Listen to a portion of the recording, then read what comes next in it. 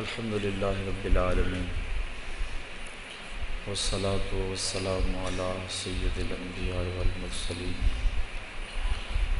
قال اللہ تعالی وتبارک فی القرآن المجید والفرقان الحمید بسم اللہ الرحمن الرحیم قال اللہ تعالی وتبارک فی القرآن المجید والفرقان الحمید بسم اللہ الرحمن الرحیم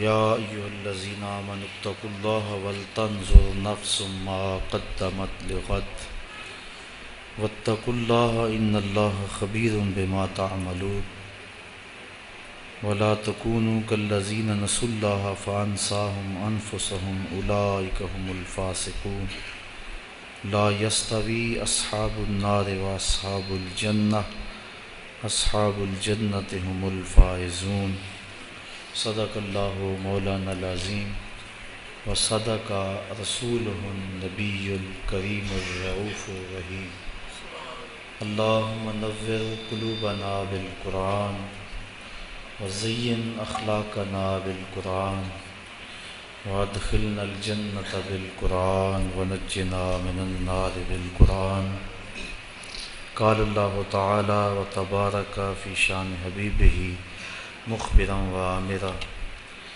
ان اللہ وملائکتہ یصلون علی النبی یا ایھا الذین آمنوا صلوا علیہ وسلموا تسلیما الصلاۃ والسلام علیک یا رسول اللہ وعلی آلک واصحابک یا محبوب رب العالمین الصلاۃ والسلام علی سید الانبیاء والمرسلین وعلى آلک واصحابک یا راحت العاشقین۔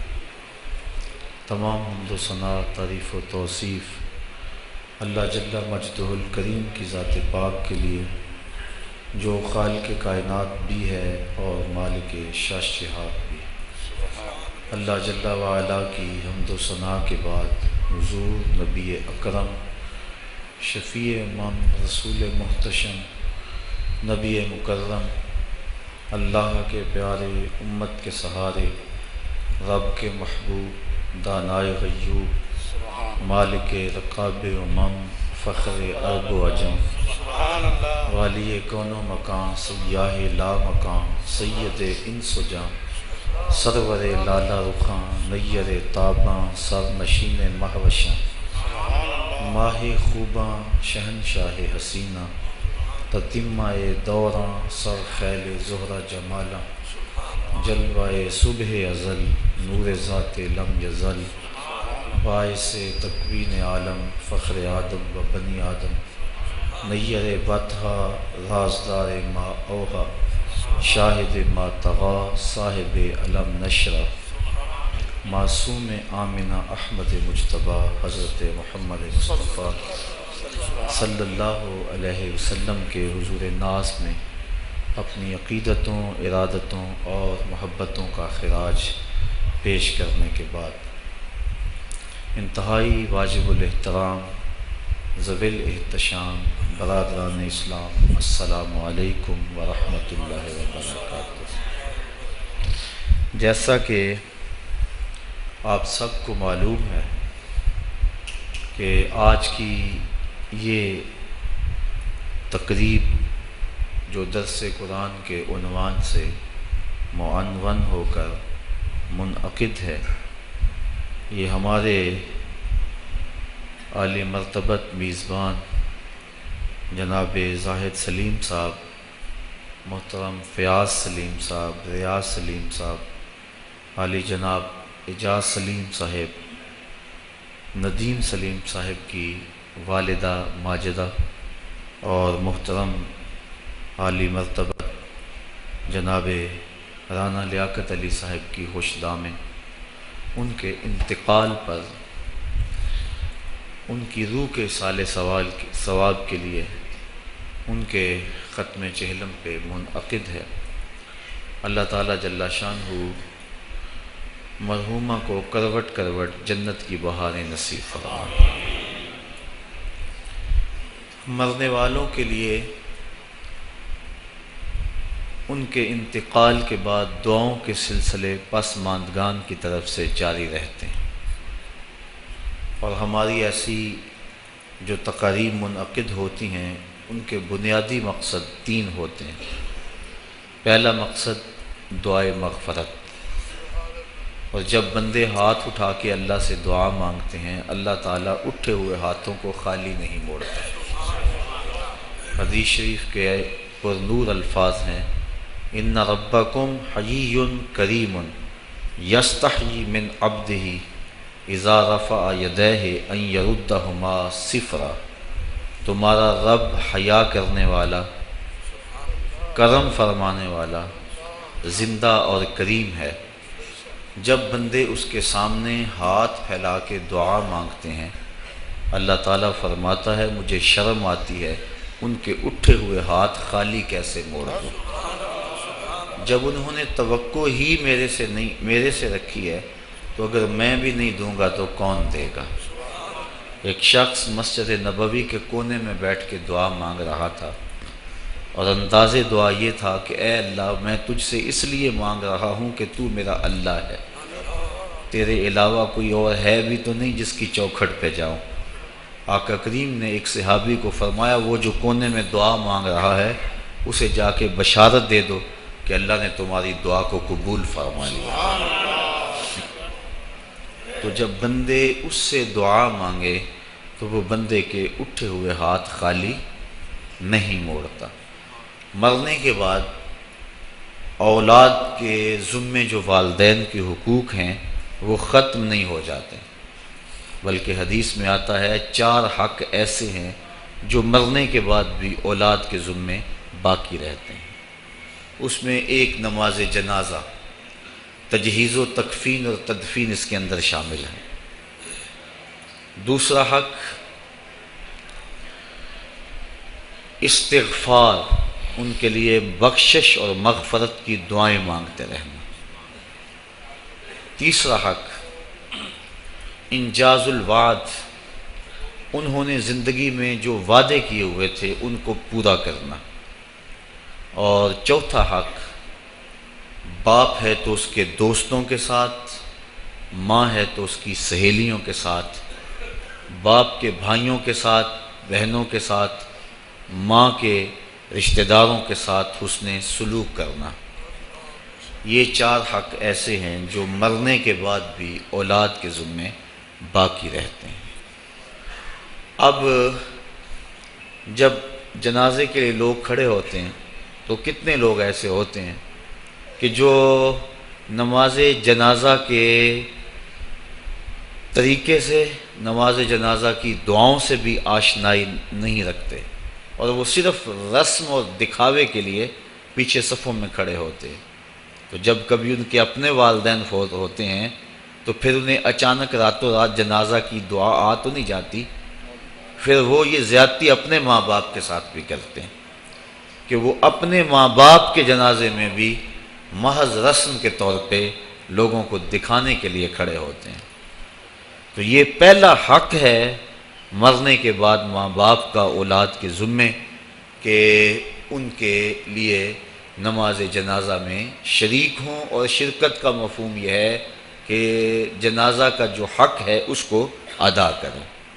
بلکہ نماز جنازہ میں سب سے زیادہ جنازہ پڑھانے کا حقدار جو ہے وہ ولی اقرب ہے، اس کے بعد امام الحی یعنی محلے کا امام اس کے بعد آتا ہے، اس کے بعد پھر شہر کا امام آتا ہے۔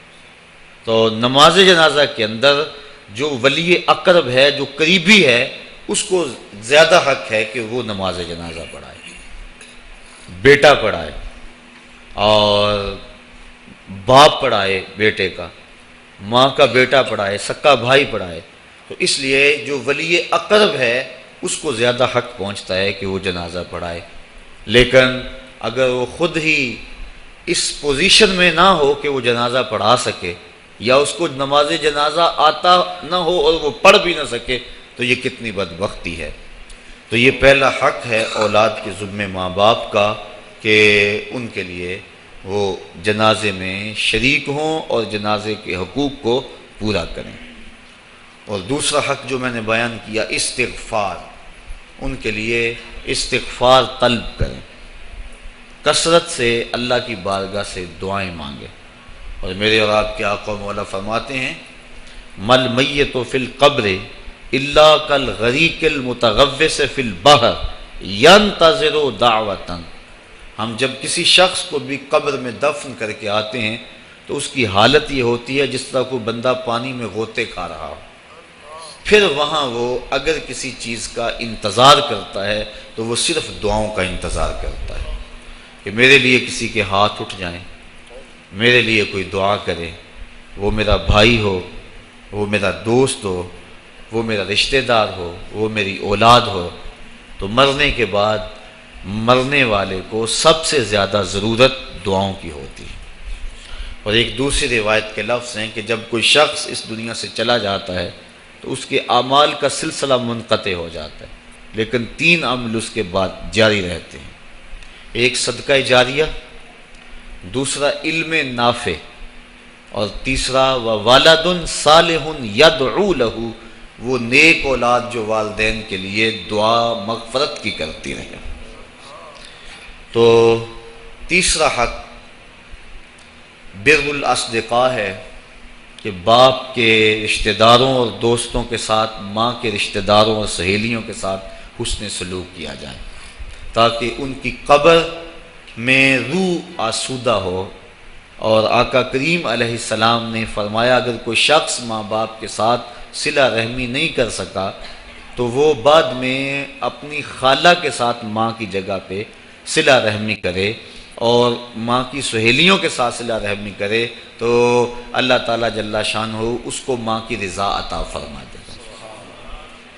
اور ایک روایت میں آتا ہے کہ جو والدین کی قبر پہ جا کے سورہ یاسین پڑھتا ہے ہر جمعۃ المبارک کو، اللہ تعالیٰ اسے بھی اور اس کے والدین کی بھی مغفرت فرما دے گا۔ اور چوتھا حق انجاز الوعد، انہوں نے زندگی میں جو وعدے کیے ہیں اولاد کی ذمہ داری ہے کہ ان وعدوں کو پورا کرنے کی کوشش کرے۔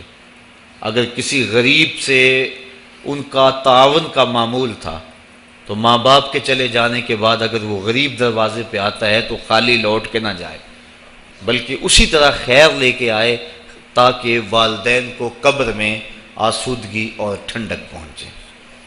تو مرنے کے بعد یہ حق باقی رہتے ہیں اور ان میں سے اہم حق جو ہے وہ دعا کا ہے۔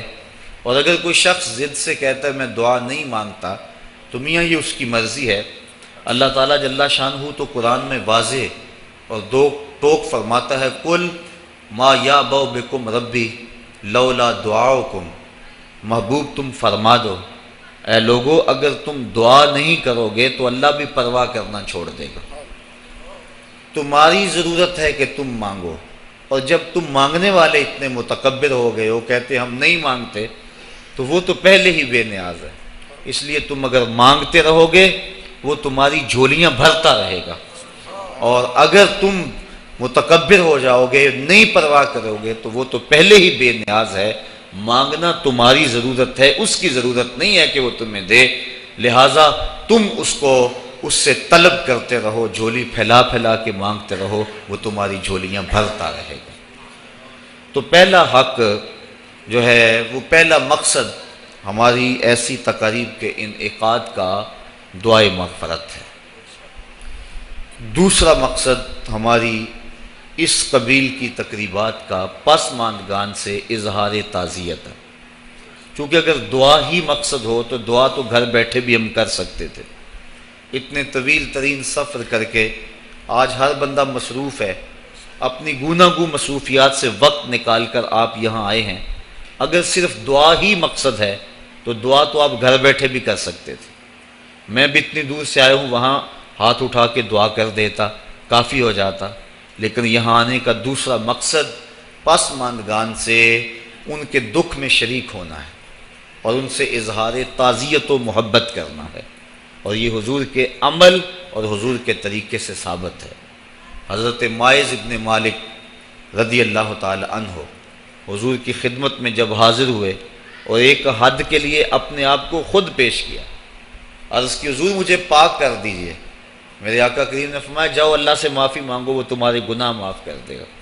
وہ گئے، معافی مانگی، لیکن بے چینی اور اضطراب ایسا تھا، پھر پلٹ کے آ گئے۔ پھر عرض کی حضور مجھے پاک کر دیجئے، طہرنی یا رسول اللہ صلی اللہ علیہ وسلم۔ حضور نے فرمایا جاؤ نا معافی مانگو اللہ سے، اللہ تمہیں معاف کر دے گا۔ وہ گئے، معافی مانگی، پھر پلٹ آئے اور عرض کی طہرنی، حضور مجھے پاک کر دیجئے۔ قال فیما اطہرو کا، کہا کس جرم سے پاک کروں؟ بار بار آ جاتے ہو، تمہیں کہا ہے کہ جاؤ اللہ سے معافی مانگو تمہیں معاف کر دیا جائے گا، لیکن تم پھر پلٹ آتے ہو۔ قال من الزنا، عرض کی حضور مجھ سے زنا سرزد ہو گیا، ہوں میں شادی شدہ، اور شادی شدہ زانی کی جو سزا ہے وہ کڑی بھی ہے، میرے علم میں ہے کہ اسے سنسار کر دیا جائے، وہ دھرتی پہ جینے کے قابل نہیں ہے، لیکن اس کے باوجود میں اقرار کرتا ہوں تاکہ جو آخرت کی سزا ہے اس کے مقابلے میں یہ دنیا کی سزا کچھ بھی نہیں ہے۔ آخرت کی سزا بڑی سخت اور کڑی ہے۔ آقا کریم نے ایک دن حضرت جبریل امین سے پوچھا مجھے جہنم کے عذابوں کا تذکرہ سناؤ، تو انہوں نے عرض کی حضور اخف العذاب، سب سے خفیف اور ہلکا عذاب یہ ہوگا کہ جہنمی کے پاؤں میں آگ کا جوتا رکھا جائے گا، پورا باقی بدن سلامت ہوگا، صرف پاؤں میں آگ کے جوتے رکھے جائیں گے۔ یاغلی منہما دماغہ، جوتے پاؤں میں ہوں گے لیکن اس کی حدت، تپش اور گرمی سے دماغ پگھل کے ناک اور کانوں کے راستے سے باہر آ جائے گا۔ یہ سب سے ہلکے عذاب کی کیفیت ہے، اور جو سخت عذاب ہیں العیاذ باللہ۔ تو عرض کی حضور میں آخرت کے عذاب سے اس دنیا کے دکھ کو ترجیح دیتا ہوں، تو میں خود اقرار کرتا ہوں میرے اوپر حد شرعی نافذ کر دیجئے تاکہ میں پاک ہو جاؤں۔ آقا کریم نے فرمایا کہ انہوں نے نشہ تو نہیں کیا ہوا؟ ایک صاحب اٹھے، منہ سونگا، عرض کی نہیں حضور ایسی کوئی کیفیت نہیں۔ پھر فرمایا کہ اس کا توازن عقلی تو ٹھیک ہے، اتنی بڑی سزا اس جرم کی اور یہ بار بار اقرار کیے جا رہا ہے؟ تو صحابہ نے عرض کی حضور صحیح الحواس ہیں، اور اتنے میں وہ 4-5 مرتبہ اپنے اس جرم کا اقرار کر چکے، اب گواہ کی کوئی ضرورت نہیں تھی۔ جب وہ خود اقراری تھے تو آقا کریم نے فرمایا ان کو سنگسار کر دو۔ ماعز ابن مالک اسلمی کو پتھر مار مار کے سنگسار کیا جا رہا ہے۔ یہ مسلم کتاب الحدود کی روایت ہے، اور ایک روایت کے لفظ ہیں جب ان کو سنگسار کیا جا رہا تھا حضور مسجد نبوی میں کبھی کھڑے ہو جاتے تھے، کبھی بیٹھ جاتے تھے، آنکھوں میں آنسو تھے، بدن پہ لرزہ تھا۔ کسی نے کہا بندہ نواز خود ہی حکم دیا ہے اور خود ہی رو رہے ہو؟ کہا وہ میرا عدل تھا، یہ میری محبت ہے۔ مبتلائے درد ہو کوئی عذب روتی ہے آنکھ، کس قدر ہم درد سارے جسم کی ہوتی ہے آنکھ۔ تو جب ماعز ابن مالک اسلمی کو سنگسار کر دیا گیا تو حضور ان کے جنازے کے لیے خود گئے۔ کسی کی زبان سے نکلا لو ماعز نے زنا کیا تھا، میرے آقا کے چہرے پہ غصے کے آثار ظاہر ہوئے۔ فرمایا خبردار اگر کسی نے میرے ماعز پہ بات کی، اگر اس نے زنا کیا تھا تو میں نے پتھر نہیں مروائے، میرے ماعز نے ایسی سچی توبہ کی ہے اگر روئے زمین کے تمام لوگوں میں اسے تقسیم کر دیا جائے لکفاہم، سب کی مغفرت ہو جائے۔ یعنی اپنے آپ کو خود پیش کیا ہے، اور جب کوئی شخص حد شرعی اپنے اوپر قبول کر لیتا ہے بخوشی تو وہ ایسے ہوتا ہے جس طرح ابھی ماں کے پیٹ سے اس نے جنم لیا ہو۔ تو فرمایا اگر اس کی توبہ تمام روئے زمین کے مسلمانوں میں تقسیم کر دی جائے لکفاہم، تو ان کے لیے کافی ہو جائے۔ اب حضرت ماعز ابن مالک اسلمی تدفین ان کی کر دی گئی۔ ان کی وفات کا دوسرا دن تھا یا ان کی وفات کا تیسرا دن تھا، صحابہ کو شک تھا کہ دوسرا ہے یا تیسرا۔ حضور علیہ السلام راوی شک سے بیان کرتا ہے اور ہمیں شک کا فائدہ مل گیا، تو حضور ان کے ہاں تشریف لے گئے۔ وہم جلوس، جب حضور گئے تو صحابہ بیٹھے ہوئے تھے، اور آقا کریم نے جا کے فرمایا کہ استغفروا لماعز، اپنے بھائی ماعز کے لیے استغفار پڑھو، اس کے لیے بخشش کی دعا کرو۔ اور یہی ہم کرتے ہیں کہ لوگ بیٹھے ہوتے ہیں، ہم جا کہتے ہیں کہ استغفار پڑھو، دعا کرو، فاتحہ پڑھو۔ تو حضور علیہ السلام گئے، صحابہ لفظ ہے وہم جلوس، وہ بیٹھے ہوئے تھے، اور آقا کریم نے فرمایا استغفروا لماعز، ماعز ابن مالک کے لیے مغفرت کی دعا کرو، ان کے لیے ہاتھ اٹھاؤ۔ صحابہ نے حضور کی معیت میں ان کے لیے استغفار کیا اور مغفرت کی دعا کی۔ اب سوال یہ ہے کہ اگر دعا ہی مقصود تھا تو دعا تو مسجد نبوی میں بھی ہو سکتی تھی، حجرہ عائشہ میں بھی ہو سکتی تھی، ستون تہجد کے پاس بھی ہو سکتی تھی۔ دعا نماز جنازہ خود دعا ہے، پھر میرے آقا فرما چکے ہیں اس کی توبہ تو اوروں میں بانٹی جائے تو ان کی بھی مغفرت ہو جائے۔ پھر حضور ان کے ہاں کیوں گئے؟ اس لیے کہ ان کے پسماندگان سے تعزیت کرنی تھی، اور جن کے گھر حضور گئے ہوں گے کوئی دکھ رہا ہوگا۔ وہ کیا کسی نے کہا تھا کہ یہ الگ بات ہے کہ تم آئے ہو تو کوئی نہیں، یہ الگ بات ہے کہ تم آئے ہو تو کوئی نہیں، ورنہ درد تو یہاں ہزار رہتے ہیں۔ تو جس گھر میں حضور چلے گئے ہوں گے وہاں کوئی دکھ تو نہیں رہا ہوگا، وہاں تو سکھوں کے سویرے ہو گئے ہوں گے۔ انہیں تو خوشی ہوگی کہ آج آقا کے قدم ہمارے گھر آئے ہیں۔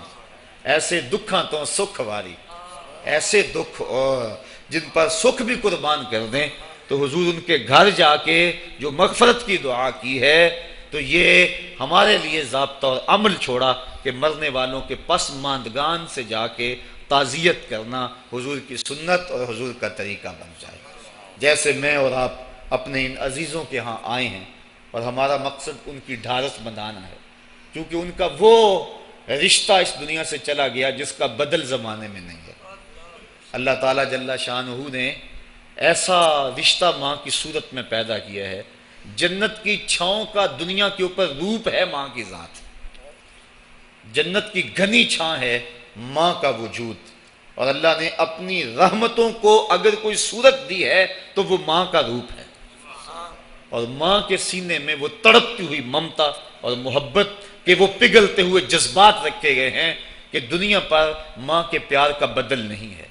میں کہا کرتا ہوں آج کوئی شے بھی خریدنے نکلیں تو آپ وثوق سے نہیں کہہ سکتے یہ خالص ہے، ہر شے 2 نمبر دستیاب ہے، ہر شے میں ملاوٹ ہے، لیکن ایک چیز آج بھی ملاوٹ سے پاک ہے اور وہ ماں کا پیار ہے۔ ماں کی محبت آج بھی کھری ہے اور آج بھی اس میں کوئی ملاوٹ نہیں ہوئی۔ بچہ بوڑھا بھی ہو جائے لیکن ماں کے لیے وہ بچہ ہوتا ہے، ماں کی دعائیں اسی طرح اس کے لیے ہوتی ہیں، اور بچہ آغوش مادر میں آ کر پھر طفل سادہ رہ جاتا ہے۔ یہ ماں کا پیار اور ماں کی محبتیں۔ ایک شاعر نے ماں کی محبت کا نقشہ کھینچتے ہوئے کیا خوبصورت بات کہی۔ وہ کہتا ہے مدت ہوئی میری ماں نہیں سوئی تابش، میں نے ایک بار کہا تھا مجھے رات کو ڈر لگتا ہے۔ کہا سحری کے وقت میں نے ایک بار اٹھ کے رات کو چونک کر کہا تھا مجھے رات کو ڈر لگتا ہے۔ مدت ہوگی اس بات کو، یہ قصہ پرانا ہو گیا ہوا ہے، مجھے بھی بھول گیا ہوا ہے، لیکن میری ماں رات کو نہیں سوتی، میرے بیٹے کو کہیں ڈر نہ لگ رہا۔ یہ ماں کے پیار کا روپ ہے۔ علامہ اقبال جب ان کی والدہ انتقال کر گئیں تو وہ دیار غیر میں تھے، تو اس وقت انہوں نے ایک طویل مرثیہ لکھا اپنی ماں کی یاد میں، جو آج بھی کلیات اقبال اردو مجموعہ میں ہے، جس کا عنوان ہے والدہ مرحومہ کی یاد میں۔ اس کے اندر لکھتے ہیں آہ اب وطن میں ہوگا کس کو میرا انتظار، آہ وطن میں ہوگا اب کس کو میرا انتظار، کون میرا خط نہ آنے سے رہے گا بے قرار، آرزو لے کر تیری خاک مرکد پہ آؤں گا، اب دعائے نیم شب میں کس کو میں یاد آؤں گا۔ کون پچھلے پہر اٹھ کے دعا کرے گا؟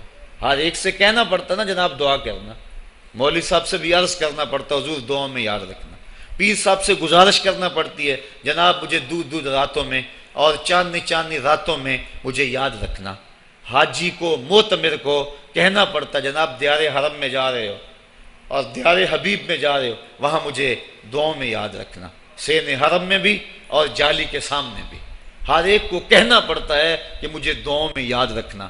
کبھی ماں کو بھی کہنا پڑا ہے کہ امی دعاؤں میں یاد رکھنا۔ ماں کے ہاتھ ویسے اٹھے رہتے ہیں، اور جب ماں کے ہاتھ اٹھ جائیں اجابت کے سارے دروازے کھل جاتے ہیں۔ میں نے پڑھا کتب حدیث میں جو دعائیں رد نہیں ہوتی ان میں سے ایک ماں کی دعا ہے، جب ماں ہاتھ اٹھا دے تو جنت کے سارے دروازے کھل جاتے ہیں، اور یہ لازمی نہیں ہے کہ ماں رابعہ بصریہ ہو تو پھر ہی اس کی دعا قبول ہوتی ہے۔ اپلے تھاپتی ہوئی ماں اور لیپا پوتی کرتی ہوئی ماں جو ہے وہ مٹی سے بھرے ہوئے ہاتھ اٹھا دے تو اللہ ان ہاتھوں کو بھی خالی نہیں موڑتا۔ ماں جب بولتی ہے تو اس کے لہجے میں جبریل بولتا ہے، ماں جب مسکراتی ہے لگتا ہے جنت کی ساری کلیاں کھل اٹھی ہیں۔ ماں کے چہرے کی رونق اور ماں کے چہرے کی جو ہے وہ خوشی بیٹے کے دل کو حقیقی قرار اور حقیقی تسکین دیتی ہے۔ جو ٹھنڈ ماں کے ساتھ نصیب ہوتی ہے وہ کائنات میں کسی اور جگہ پہ نہیں ہے۔ جو گھنا سایہ ماں کے دامن میں ہے وہ کسی اور جگہ میسر نہیں ہو سکتا ہے۔ وہ کیا کہا تھا کسی نے کہ 5 سٹار ہوٹلوں میں کھانا کھانے میں وہ لذت کہاں جو چولہے پر بیٹھ کے ماں کے ہاتھوں سے پکی ہوئی چپاتیاں کھانے میں آتا ہے۔ عالی جناب حضرت صاحب کیا کیا اسٹیٹ سیکرٹری نام لیتے ہیں، لیکن وہ لطف کہاں جو ماں اوئے ببلو اوئے پپو اور اوئے مٹھو کہہ کے پکارتی ہے۔ جو مٹھاس ان لفظوں کے اندر ہے وہ بڑے اور بھاری اور بھرکم الفاظ اور خطابات کے اندر کہاں ہے۔ اونچی کرسی پہ بیٹھنے کا وہ لطف نہیں ہے جو ماں کے قدموں میں بیٹھنے کا ہے۔ اللہ نے ماں کے روپ کے اندر ایک محبت اور ایک الفتوں کا ایک ایسا دریا دیا ہے کہ جس کے اندر انسان جب جاتا ہے تو اس کے دکھوں کے سارے میل دھل جاتے ہیں اور وہ بالکل آسودہ ہو جاتا ہے۔ یہ ماں کا روپ ہے، یہ ماں کا پیار ہے۔ تو ماں کا بچھڑ جانا، اس دنیا سے چلے جانا، یہ ایسے ہی ہوتا ہے جس طرح کوئی بندہ گھنے سائے میں کھڑا ہو تو اچانک اس کو دھوپ میں کھڑا کر دیا جائے، پھر اسے پتہ چلتا ہے کہ کتنا گھنا سایہ تھا۔ جس طرح درخت ساری دھوپ اپنے اوپر سہتا ہے اور جو اپنے نیچے کھڑا ہو اس کو ٹھنڈک دیتا ہے، اسی طرح ماں باپ سارے دکھ اپنے اوپر سہتے ہیں لیکن اپنی اولاد کو ٹھنڈک پہنچاتے ہیں۔ ماں باپ کے اس دنیا سے چلے جانے کے بعد پتہ چلتا ہے کہ میں کتنی گھنی چھاؤں سے کس کڑاکے دار دھوپ میں آ گیا ہوں اور میری زندگی کے اندر کتنے دکھوں کا زہر گل رہا ہے۔ جو زہر پہلے ماں ہمارے قریب نہیں آنے دیتی تھی، جو باپ ہمارے قریب نہیں آنے دیتا تھا، وہ اپنی باہوں میں اور اپنے سینے میں ان غموں اور دکھوں کو سمیٹ لیا کرتے تھے۔ تو ماں باپ کا اس دنیا سے چلے جانا یہ ایک ایسی محرومی ہے۔ میں اور آپ تو حیثیت ہی بلا کیا رکھتے ہیں، میرے اور آپ کے آقا و مولا نے بھی اس رشتے کی کمی کا احساس فرمایا۔ الحاویل الفتاویٰ کے اندر امام سیوطی نے اس واقعہ کو لکھا۔ ایک دن حضور حجرہ عائشہ سے مسجد نبوی میں آئے، تا حد نظر صحابہ حضور کے انتظار میں بیٹھے ہوئے تھے۔ جو ہی حضور کو دیکھا ادب سے کھڑے ہو گئے۔ وہ وقت بیت گئے جب لوگ پتھر مارتے تھے، اب یہ مدنی دور ہے، حکم ہو گیا ہے کہ میرے نبی کی آواز سے آواز بھی اونچی نہیں کرنی۔ وہ لمحے بیت گئے جب لوگ آوازیں کستے تھے، اب حکم ہو گیا میرے نبی سے مسئلہ بھی پوچھنا ہے، پہلے گھر جاؤ، صدقہ لو، فقیر ڈھونڈو، خیرات کرو، پھر میرے نبی کی چوکھٹ پہ آؤ، تمہیں پتہ چلے کتنی اونچی بارگاہ میں جا رہے ہیں۔ تو یہ ادب کے زاویے اور ادب کے قرینے طے کرنا پڑتے ہیں۔ حضور آئے، مسجد میں قدم رکھا، تا حد نظر صحابہ سے ادب سے کھڑے ہو گئے۔ آقا کی آنکھیں چھم چھم برسنے لگیں اور حضور نے روتے روتے فرمایا، لو ادرکت والدیہ او احدہما، کاش آج میرے ماں باپ زندہ ہوتے یا ان میں سے کوئی ایک ہی زندہ ہوتا، وَأَنَا أُصَلِّي صَلَاةَ الْعِشَاءِ، اور میں لوگوں کو نماز عشاء پڑھا رہا ہوتا۔ انسان نے دکھوں کا دور دیکھا ہو، بعد میں اللہ خوشحالیاں دے دے تو انسان اس بات کی ضرور آرزو کرتا ہے کہ میرے ماں باپ نے میرے دکھوں کا دور دیکھا، کاش آج میرے سر پہ عزتوں کی سجی ہوئی دستار بھی دیکھتے، آج مجھے وقار کی مسند پہ بیٹھا ہوا بھی دیکھتے، آج میرے گھر میں بچوں کا کھیلنا بھی دیکھتے، آج میرے آنگن کی بہار بھی دیکھتے، آج دولت کی ریل پیل بھی دیکھتے، آج عزتوں کا ظرف جو مجھے نصیب ہوا ہے وہ بھی ماں باپ ملاحظہ کرتے، آج میرے وقار اور میرے عہدہ و منصب کو بھی دیکھتے، معاشرے میں میرے مرتبہ و مقام کو بھی دیکھتے تو کتنے خوش ہوتے۔ جب اللہ کسی کو دولت دیتا ہے، عزت دیتا ہے، شہرت دیتا ہے تو جلنے والوں کی ایک طویل فہرست ہوتی ہے اور پیار کرنے والے بڑے تھوڑے ہوتے ہیں، لیکن ماں باپ بے لوث محبت کرنے والے ہوتے ہیں۔ تو انسان جب کسی ایسے مرحلے پہ پہنچتا ہے تو وہ ضرور یہ آرزو کرتا ہے، کاش آج میرے ماں باپ ہوتے تو وہ دیکھتے تو کتنا خوش ہوتے، ان کی آنکھیں کتنی ٹھنڈی ہوتی، ان کے دل کو کتنی تسکین پہنچتی مجھے اس مرتبے پہ پہنچا ہوا دیکھ کر۔ ظاہر ہے جب حضور پیدا ہوئے تو باپ کا سایہ سر پہ نہیں تھا، 6 سال کی عمر تھی، حضور اپنی ماں کے ساتھ مدینہ شریف گئے ہوئے تھے، واپسی پر ابوا کی ریت کے ٹیلے ہیں، سیدہ آمنہ کو سخت بخار ہو گیا اور انہیں سمجھا کہ یہ میرا بخار اب جان لیوا ثابت ہوگا۔ انہوں نے ام ایمن کو بلایا اور کہا میرے اس بیٹے کو بحفاظت امیر قریش عبد المطلب تک پہنچا دینا۔ پھر حضور کو سامنے بٹھایا، سر پہ ہاتھ رکھا۔ جب سیدہ آمنہ نے اپنے بیٹے کے سر پہ ہاتھ رکھا، بیوہ ماں کا ہاتھ جب اپنے یتیم بچے کے سر پہ آیا تو ابوا کی ریت کے ذرے بھی رونے لگے۔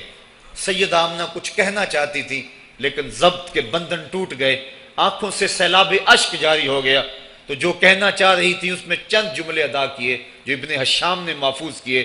سیدہ آمنہ نے کہا، بیٹا ہر نئی چیز نے پرانی ہو جانا ہے، ہر باقی نے فنا ہو جانا ہے، میں بھی جا رہی ہوں، وَذِكْرَ بَاقٍ وَوَلَدْتُ طُهْرًا، لیکن میرا ذکر نہیں مٹے گا، میں تیرے جیسا ستھرا بیٹا چھوڑ کے جا رہی ہوں۔ جن ماؤں کے بیٹے اتنے اچھے ہوں ان ماؤں کا ذکر نہیں مٹا کرتا۔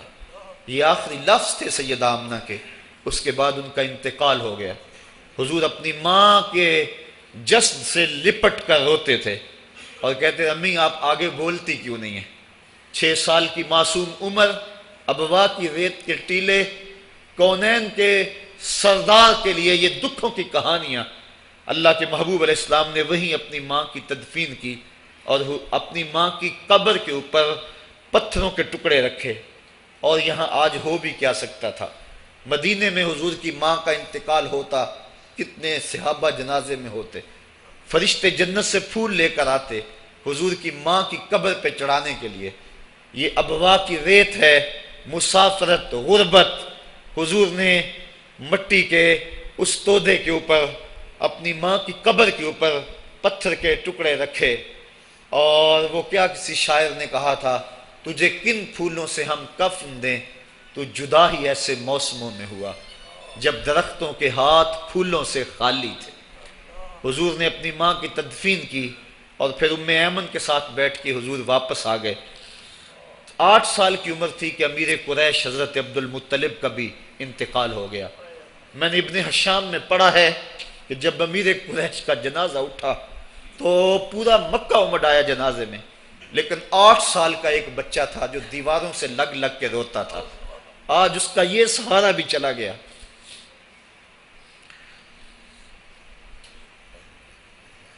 8 سال کی عمر میں حضرت عبد المطلب کا بھی انتقال ہوا۔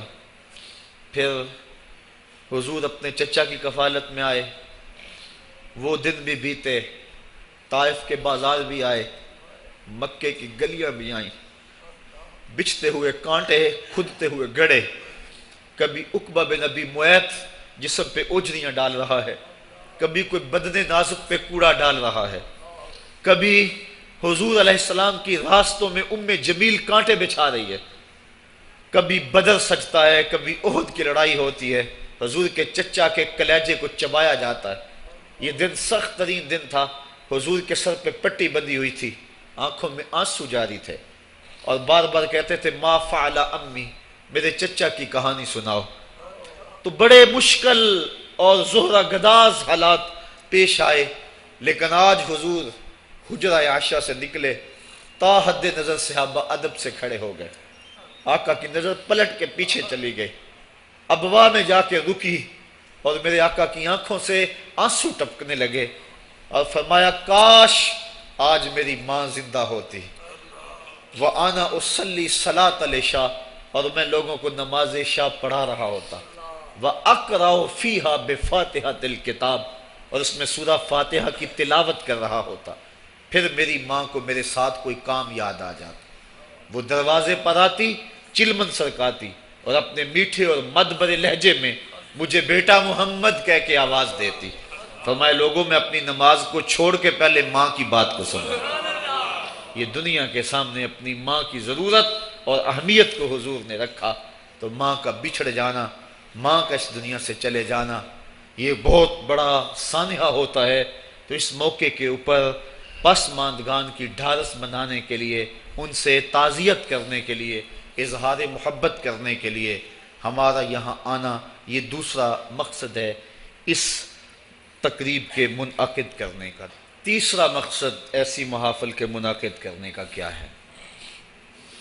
پہلا مقصد تو دعائے مغفرت ہے مرنے والوں کے لیے، دوسرا مقصد پسماندگان سے تعزیت کرنا ہے، اور تیسرا مقصد ہم کبھی نہ بھول پائیں، وہ یہ ہے کہ ہم اپنے لیے عبرت کا سامان لینا۔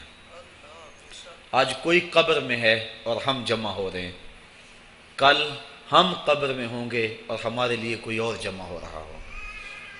خیر کن اے فلاں و غنیمت شمار عمر، زاں بیشتر کے بانگ برائت کے فلاں نمان۔ شیخ سعدی فرماتے ہیں اے فلاں بلائی کر لے، اچھائیاں کر لے، اس عمر کے ایک ایک لمحے کو غنیمت سمجھ لے، اس سے قبل کہ آواز آئے کہ فلاں نہیں رہا، تو اپنی زندگی کو پہلے ہی اعمال کا حسن دے لے۔ تو یہ وقت میرے اور آپ کے اوپر آنے والا ہے کہ ہمارے لیے بھی لوگ جمع ہو رہیں گے۔ ہم قبر میں اب تنہائیوں اور قبر کی پہنائیوں میں موجود ہوں گے اور لوگ ہمارے لیے جمع ہو رہے ہوں گے، قبل اس سے کہ وہ وقت آئے کوئی حجت باقی نہ رہے۔ مجھے اور آپ کو اپنے اعمال کی اصلاح کر لینی چاہیے۔ امام غزالی نے ایک بڑی خوبصورت بات لکھی، آپ فرماتے ہیں اللہ نے مرنے والوں کے ذریعے سے جو باقی زندہ بچ گئے ہیں ان پر احسان کیا۔ عرض کی گئی احسان کیسے؟ وہ تو دکھوں میں مبتلا ہیں، جن کا بھائی چلا گیا ان کا کلیجہ پھٹ رہا ہے، جن کا باپ چلا گیا ان کی دنیا اندھیر ہو گئی ہے، جن کی ماں چلی گئی ان کے سامنے روشنی کا کوئی حوالہ نہیں رہا ہے، جس کا بیٹا چلا گیا اس کی کمر ٹوٹ گئی، جس کا بھائی چلا گیا اس کے بازو ٹوٹ گئے، اور تم کہتے ہو اللہ نے مرنے والوں کے ذریعے سے جو باقی پسماندگان ہیں ان پر احسان کیا۔ یہ احسان کیسے ہے؟ تو امام غزالی فرماتے ہیں احسان اس معنی میں ہے کہ اللہ نے مرنے والے کی موت کو ان باقیوں کے لیے عبرت کا نشان بنایا ہے۔ اگر اس کی موت ان کے لیے عبرت بنا دی جاتی تو یہ کیا کرتا؟ تو اللہ تعالیٰ نے گویا ان کی موت سے اس کو ایک اور موقع سنبھلنے کا دیا ہے کہ وہ لوگوں کی، عزیزوں کی، رشتہ داروں کی موت کو دیکھ کر اپنی زندگی کی راہوں کو ٹھیک کر لے۔ یہ جو مرنے والے ہیں یہ ہمارے لیے پیغام ہے موت کا، اور ہم ان سے دیکھ کر اپنی زندگی ٹھیک کر سکتے ہیں۔ حضرت یعقوب علیہ السلام جلیل القدر نبی گزرے ہیں، بنی اسرائیل کے مقتدا اور امام نبی۔ آپ نے حضرت اسرائیل سے وعدہ لیا ہوا تھا کہ میری روح قبض کرنے کے لیے اچانک نہیں آنا، بلکہ پہلے کو قاصد یا پیغام بھیج دینا تاکہ میں موت کی تیاری کر لوں۔ جو کہ اچانک موت سے حضور نے بھی پناہ مانگی، اللہم انی اعوذ بک من الموت الفجات، اے اللہ اچانک موت سے تیری پناہ چاہتا ہوں۔ تو حضرت اسرائیل علیہ السلام سے وعدہ لیا تھا حضرت یعقوب علیہ السلام نے کہ قبض روح کے لیے اچانک نہیں آنا، پہلے کو قاصد یا پیغام بھیج دینا۔ انہوں نے وعدہ کیا تھا، نبی تھے، ان سے وعدہ انہوں نے کر لیا۔ کافی مدت گزری تو حضرت اسرائیل آ گئے، پوچھا کدھر آئے ہو؟ کہا قبض روح کے لیے آیا ہوں۔ کہا تم نے تو وعدہ کیا تھا پہلے کو قاصد یا پیغام بھیجوں گا، تم نے نہ کو قاصد بھیجا اور پیغام بھیجا اور قبض روح کے لیے آ گئے۔ حضرت اسرائیل نے عرض کی حضور میں نے تو کئی قاصد بھیجے تھے۔ فرمایا میرے پاس تو ایک بھی نہیں آیا۔ کہا حضرت آپ کے سامنے کتنے لوگوں کی موت واقع ہوئی، یہ میرا قاصد نہیں تھا تو اور کیا تھا۔ آپ کی داڑھی میں سفید بال آ گئے، یہ میرا قاصد نہیں تھا تو اور کیا تھا۔ آپ کی آنکھوں میں سفیدی اتر آئی، یہ میرا قاصد نہیں تھا تو اور کیا تھا۔ آنکھوں میں سفیدی کا آ جانا، بالوں میں سفیدی کا آ جانا، کمر میں خم آ جانا، اٹھتے ہوئے جنازے، پھیلی ہوئی قبریں، یہ پیغام ہے، قاصد ہے موت کا۔ حضرت عمر فاروق رضی اللہ تعالیٰ عنہ ایک دن دربار میں بیٹھے ہوئے تھے، ایک شخص آیا اور آپ کو دیکھ کر کہنے لگا یا عمر لا تنسا موتک، عمر اپنی موت کو نہیں بھولنا۔ کپ کپا کے رہ گئے، اس کو بلایا، شکریہ ادا کیا، کہا میاں کبھی روز آ جایا کرے نا تو تجھے مہینے کے بعد تنخواہ بھی دیا کروں گا۔ بڑے دربار میں وہ روزانہ آتا ہے۔ حضرت عمر فاروق کام میں لگے ہیں، وہ کہتا ہے یا عمر لا تنسا موتک، عمر اپنی موت کو نہیں بھولنا۔ مہینے کے بعد اس کو تنخواہ بھی دیتے ہیں۔ ایک دن وہ آیا، آپ نے اس کے ہاتھ میں اس کا مشاہرہ دیا، کہا آج کے بعد نہیں آنا۔ حضرت مجھ سے کوئی گستاخی ہوگی؟ فرمایا نہیں۔ تذکیر موت کی ضرورت نہیں رہی؟ فرمایا نہیں۔ کوئی اور بندہ رکھ لیا؟ فرمایا نہیں۔ تو کہا پھر حضور مجھے بتائیں نا مجھے کیوں چھٹی دی جا رہی ہے؟ تو حضرت عمر فاروق چھم چھم رونے لگے اور داڑھی پہ ہاتھ رکھا، ایک بال الگ کیا، وہ بال سفید ہو چکا تھا۔ کہا میاں پہلے تو یاد دلاتا تھا، اب تیرے آنے کی ضرورت نہیں رہی، یہ میرے گھر میں مجھے بتانے والا آ گیا اور یہی مجھے موت نہیں بھولنے دے گا۔ داڑھی میں سفید بال آ گیا، کہا میاں اب تیرے آنے کی ضرورت نہیں ہے، ہماری تو پوری داڑھی بھی سفید ہو جائے۔ وہ کیا کہا تھا میاں محمد بخش عارف رومی کشمیر نے خوب کہا تھا، ہڈیاں کمبن گوڈے کھڑکن تے اڑ گیا لک تیرا، اجے بھی بدیوں باز نہ آئیں جیو مرد دلیرا یا ایھا الانسان ما غرک بربک الکریم، اے انسان تجھے کریم رب کے دروازے سے کس نے دور ہٹا دیا؟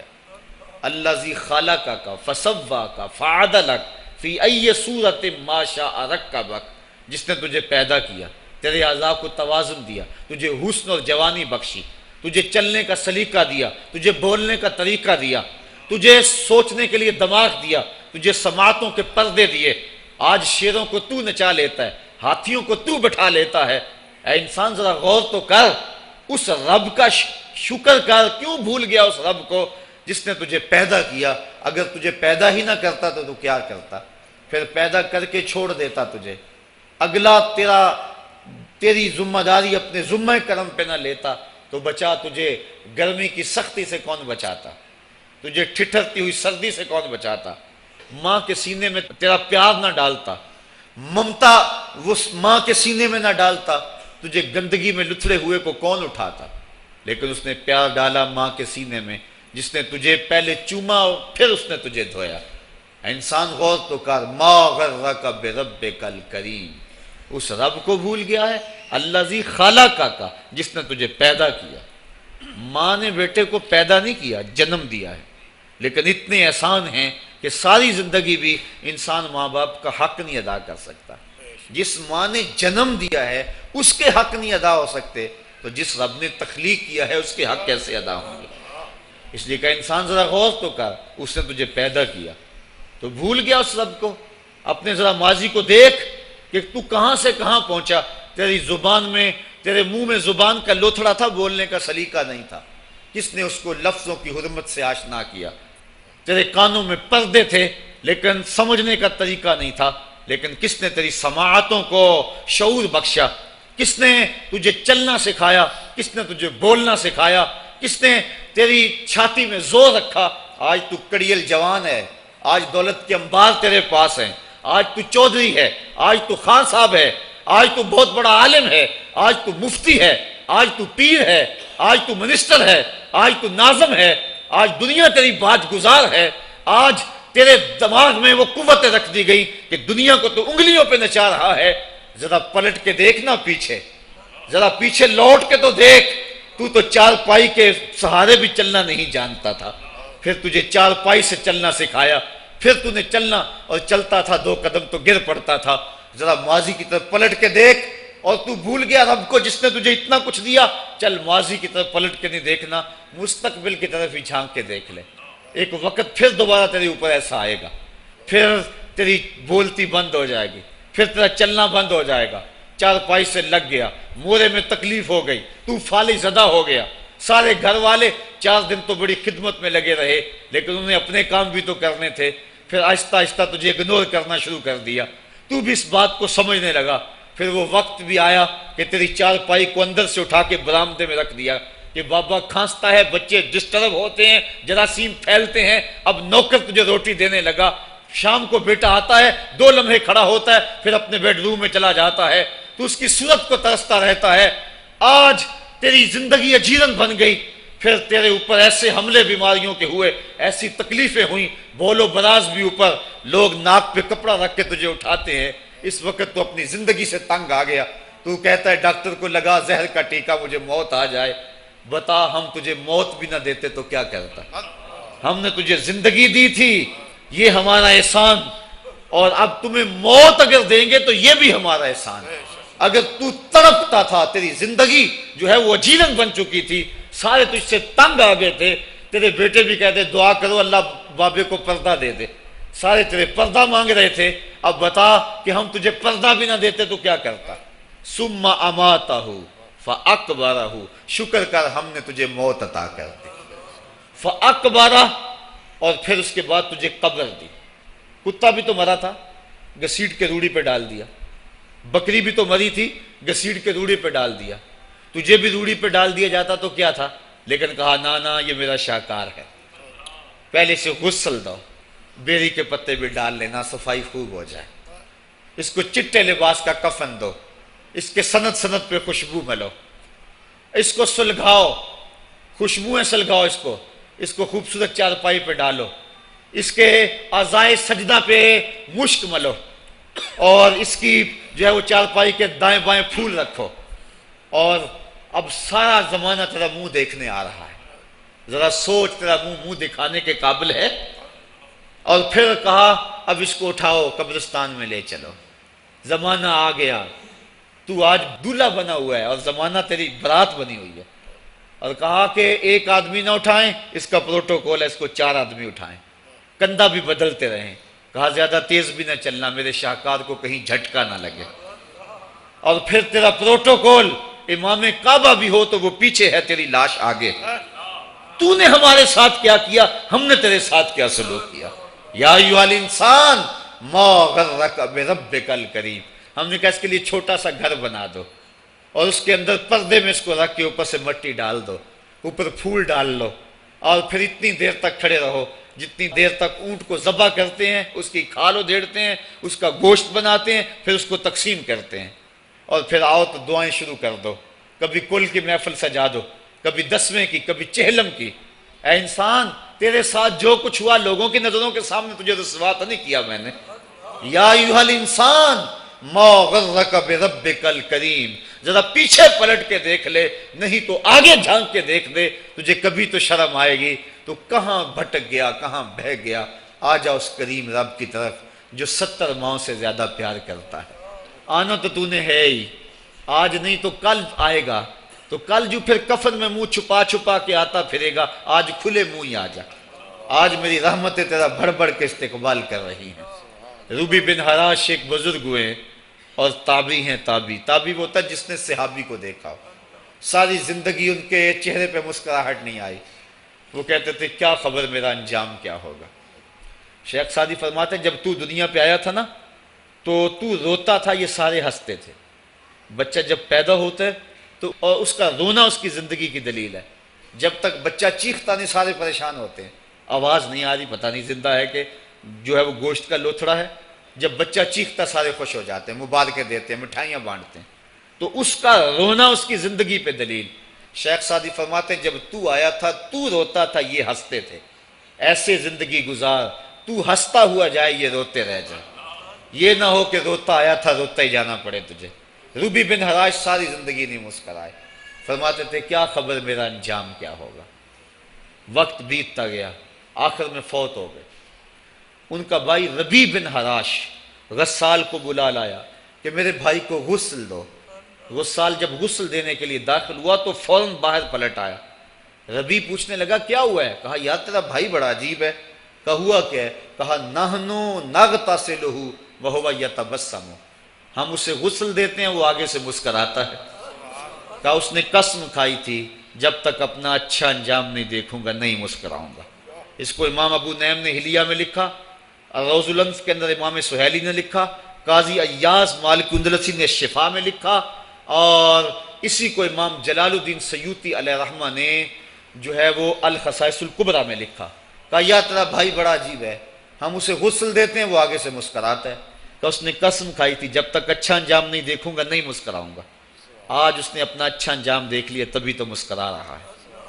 12 لوگوں کے 2 گروہ بن گئے۔ ایک کہنے لگے کہ یار یہ ویسے گڑی ہوئی بات ہے، بھلا کوئی بندہ مرنے کے بعد بھی مسکرا سکتا ہے؟ ایک گروہ کہتا ہے یار بندہ بڑا اچھا تھا، ہو سکتا ہے کہ مرنے کے بعد مسکرایا ہو، زندگی تو اس نے دکھ سے گزاری لیکن بعد میں تو سکھ ملا ہوگا۔ اتنے میں انہیں غسل دے دیا گیا اور لوگ اکٹھے ہو کے ان کے گھر آ گئے، انہیں کفن دے کے پٹڑے پہ ڈال دیا گیا۔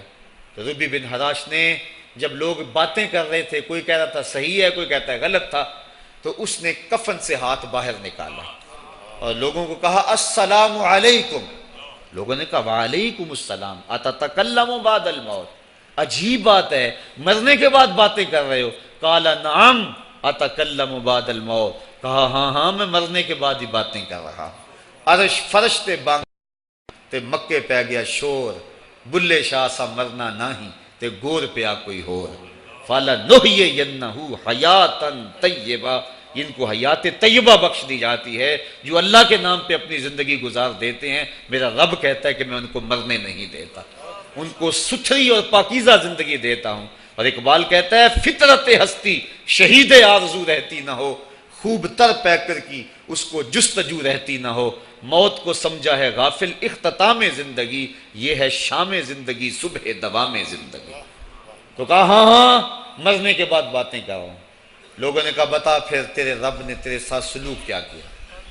تو ربی جو فوت ہو چکا ہے کہتا ہے استقبلنی ربی غیر غضبان واستقبلنی بروح و ریحان۔ کیا پوچھتے ہو، اس کے قدرت والے چہرے پہ کوئی غصہ نہیں تھا، اس نے روح و ریحان کے پھولوں کے ہار میرے گلے میں ڈالے۔ لوگوں نے باتیں پوچھنا شروع کر دی، موقع مل گیا ایک مردہ بول پڑا، کوئی ادھر کی پوچھ رہا ہے کوئی ادھر کی پوچھ رہا ہے۔ امام ابو نعیم لکھتے ہیں کہ جب لوگوں نے سلسلہ کلام طویل کر دیا تو ربی بن حراش نے کہا اجلوا بی ولا تؤخروا بی لان ابا القاسم ينتظر علی الصلاۃ، دیر نہ کرو مجھے جلدی جلدی قبرستان میں لے جاؤ، تم مجھے باتوں میں لگا رہے ہو، امام الانبیاء میرے جنازے کا انتظار فرما رہے ہیں۔ لوگوں نے جنازہ پڑھا اور اپنے گھروں میں آنے کی بجائے سیدھا ام المومنین حضرت عائشہ صدیقہ رضی اللہ تعالی عنہا کی چوکھٹ پہ چلے گئے اور جا کے سارا ماجرا کہا۔ وہ ابھی باقاعدہ حیات تھیں۔ کہا ایک آدمی نے مرنے کے بعد یوں باتیں کی ہیں، آپ اپنی رائے بتائیں کہ یہ کیا ہو سکتا ہے؟ تو ام المومنین رضی اللہ تعالی عنہا نے فرمایا تم کیوں پریشان ہو گئے ہو؟ میرے سرتاج آقا فرما گئے ہیں کانا رجل من امتی یتکلم بعد الموت، میری امت میں ایسے مرد بھی ہوں گے جو مرنے کے بعد باتیں کیا کریں گے۔ تو وہ لوگ جنہوں نے اپنی زندگی اللہ کے نام لگا دی اور اس کے ذکر کے نام لگا دی، وہ مرنے کے بعد بھی ابدی اور سرمدی زندگی پاتے ہیں۔ اور جو لوگ اللہ سے بے بہرہ ہیں، اس کی خشیت سے جن کا سینہ خالی ہے اور دین کا چراغاں جن کے سینے میں نہیں ہے، وہ چلتے پھرتے بھی مردہ ہیں۔ ان کے سینے میں دھڑکتا ہوا دل تو ہے لیکن تمانیت کا نور اس میں نہیں رکھتے ہیں۔ وہ دھرتی کے اوپر چلتے تو ہیں لیکن دھرتی کا بوجھ ہیں، لیکن یہ لوگ گو دھرتی کی چھاتی میں ہیں لیکن دھرتی کا وقار ہے۔ ان کی قبروں سے بھی زندگی پھوٹ رہی ہے اور ضیائیں پھوٹ رہی ہیں۔ میں جب بھی کبھی لاہور گیا ہوں تو ایک منظر مجھے اپنی طرف کھینچتا ہے، جب میں دریائے راوی کے اس پار ہوتا ہوں تو میں ایک قبر دیکھتا ہوں جس پہ حسرتیں برس رہی ہیں۔ وہ بر صغیر کا مطلق العنان حکمران جس کی کے اشارہ ابرو سے ہندوستان کی تقدیر بدلتی تھی، آج چند تاش کھیلنے والی ٹولیاں اس کی قبر پہ بیٹھی ہیں۔ اس کی محبوب بیوی جو بادشاہ کے پیچھے بیٹھتی تھی اور پردہ پیچھے لٹک رہا ہوتا، بادشاہ کا کوئی فیصلہ اسے ناگوار ہوتا، پیچھے سے وہ کمر ٹھونکتی، بادشاہ فیصلے بدل لیتا۔ جس کے اشارہ ابرو سے ہندوستان کی تقدیر کے فیصلے تبدیل ہوتے تھے، اس کی قبر بھی ساتھ ہی اندھیرے میں ہے۔ اور اس کی بیٹی کی قبر کے اوپر زیب النساء کے مقبرے پہ لکھا ہے بر مزار ماں غریباں، نہ چراغے نہ گلے، نہ پرے پروانہ سوزد، نہ صدائے بلبلے۔ ہم غریبوں کی قبر پہ کون چراغ جلانے آئے گا، کون پھول ڈالنے آئے گا؟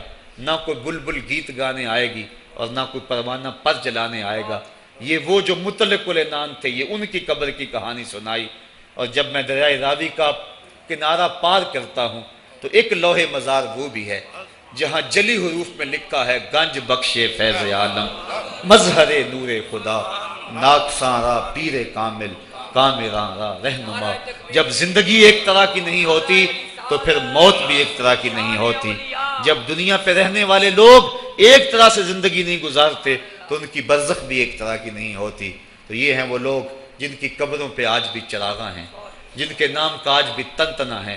1000 سال گزر گئے، ان کی نسبی اولاد تو کوئی نہیں ہے، انہوں نے شادی بھی نہیں کی تھی، لیکن اس کے باوجود دن کو چلے جاؤ، کڑکتی دوپہر کو چلے جاؤ، برستی بارش میں چلے جاؤ، لمبی رات کی تنہائی میں چلے جاؤ، موسم کی کسی بھی شدت میں چلے جاؤ، حکومتوں کے بدلتے ہوئے ماحول، مارشل لاؤں کی کیفیتیں، جس دور جس حالت میں مرضی جاؤ، آپ کو وہاں میلہ نظر آئے گا، وہاں ہجوم عاشقہ نظر آئے گا۔ ارے میں گسارو سویرے سویرے، خرابات کے گرد پھیرے بپھیرے، کبھی اس طرف بھی گزر کر تو دیکھو، بڑی رونقیں ہیں فقیروں کے ڈیرے۔ تو وہ لوگ جنہوں نے اپنی زندگی اپنے مالک کے نام گزاری، وہی زندہ ہیں، وہ سرمدی اور ابدی زندگی پائے ہوئے ہیں۔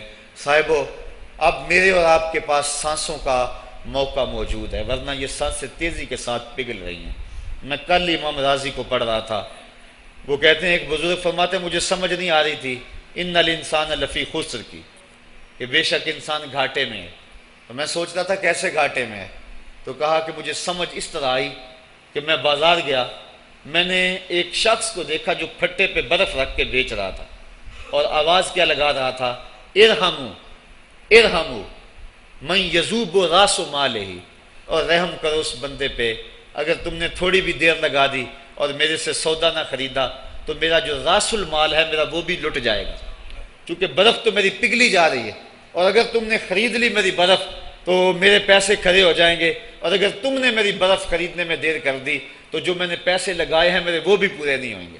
تو وہ کہہ رہا تھا ارحمو من یذوب راس مالہ، وہ کہتے مجھے ان الانسان لفی خسر کی سمجھ نہیں آ رہی تھی، اس کے اس جملے کو سن کے سمجھ آ گئی کہ انسان جلدی جلدی اپنی سانسوں کو گنوا رہا ہے، اسے چاہیے کہ جلدی جلدی ان سانسوں سے کام لے لے، ورنہ یہ سانسوں کی برف پگھل جائے گی اور اس کی یہ پونجی بھی برباد ہو جائے گی۔